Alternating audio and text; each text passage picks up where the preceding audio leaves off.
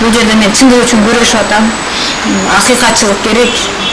Мен азыр жөнү жатат.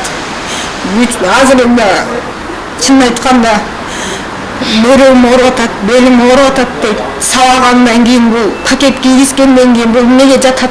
Пакет кийгизиптир, бул уже тиги дүйнөгө барып келген эле жатат да. Адамды жөндөн эле пакет кийгизбейт да.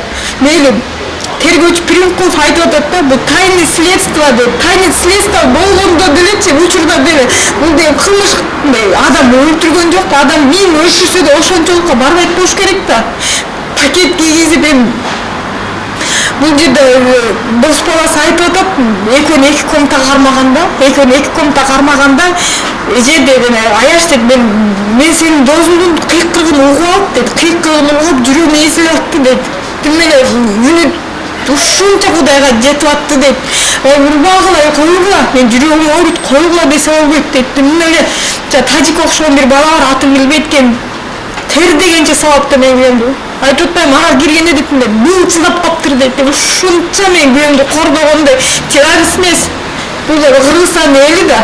Кыргызстан адам болгондон кийин мен ушунча террористтер мынча сабабайт болуш керек, чын айткандачы. Адамды өлтүрүп атса деле мынча урбайт да. Туурабы, ачык сөзүчү.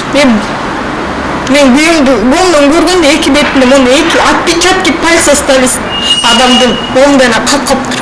Моундай бети. Насильственный пыткалар барганда дейт, айтат. Мен Чыңгыз кесипкөй дейт, эме дейт. Бетти көбүнө баттарайт дейт, бирок денесинде бар экен дейт. Күйөөмө деле Октябрьский эмеден прокуратурадан деле жазыптыр заявление. Мен кылбаганды эмнеге алам? Эмнеге мени сабашат? Эмнеге урат депчи. Анан насильственный пыткалар бар, ОБСК бар, сүрөткө тартып аяктан да заявление түшкөн. Булар эми азыр Примкулов мынтип атат да, тайный следствие деп атат. Мен ошо түшүнбөй атам, эмне болгон тайный следствие? Муну по подозрению кармап атат.